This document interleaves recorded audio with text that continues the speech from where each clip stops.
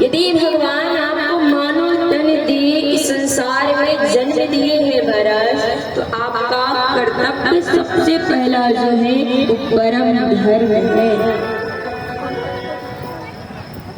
परम धर्म को समझिए।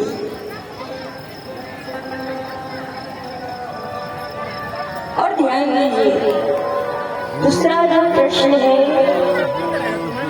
जब भगवान की निंदा करते हैं उन्हें ये समझना चाहिए कि संसार में जितने भी देवी देवता है महाराज, सभी भगवान का ही अंग है, भगवान का ही स्वरूप है।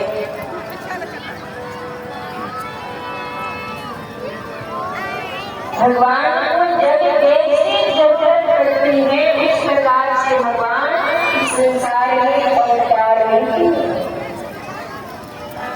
तो सभी भगवान का ही रूप है, तो निंदा किसी की नहीं, पूजा सभी की करो महाराज।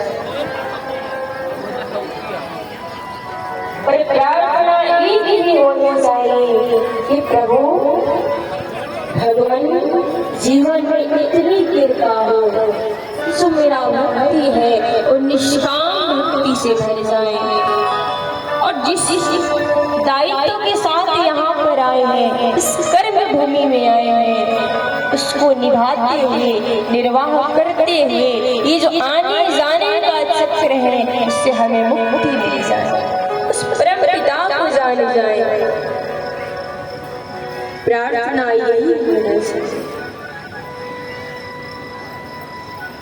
और ध्यान दीजिए, भगवान को अजन्मा इसलिए बोला गया क्योंकि कहीं पर वर्णन नहीं किया गया कि भगवान जन्म लिए। कोई भी ग्रंथ ले लो, पुराण ले लो, वेदों को अध्ययन कर लो महाराज, पर कहीं आपको ये नहीं मिलेगा कि भगवान जन्म लेते हैं, भगवान का जन्म हुआ, क्योंकि भगवान जन्म नहीं लेते, भगवान अवतार लेते हैं।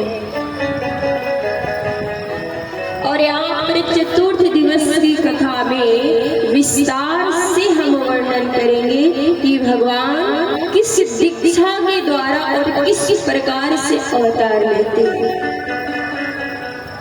जो चतुर्थ दिवस की कथा होगी उसमें भगवान कृष्ण का प्रागट उत्सव मनाया जाए, भगवान के अवतार की कथा सुनाई जाएगी, उसमें बताया जाएगा कि भगवान अवतार कैसे लेते हैं। इसीलिए भगवान को अजन्मा बोला जाता है, क्योंकि भगवान जन्म नहीं अवतार लेते हैं।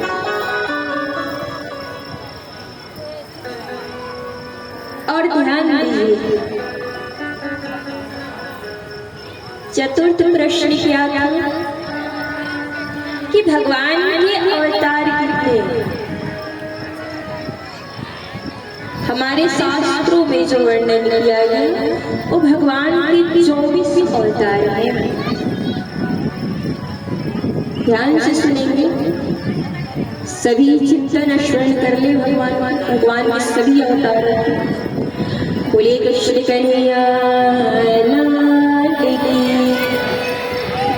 पहला अवतार सनक सनंदन सनातन सनत कुमार, दूसरा बराह अवतार, तीसरा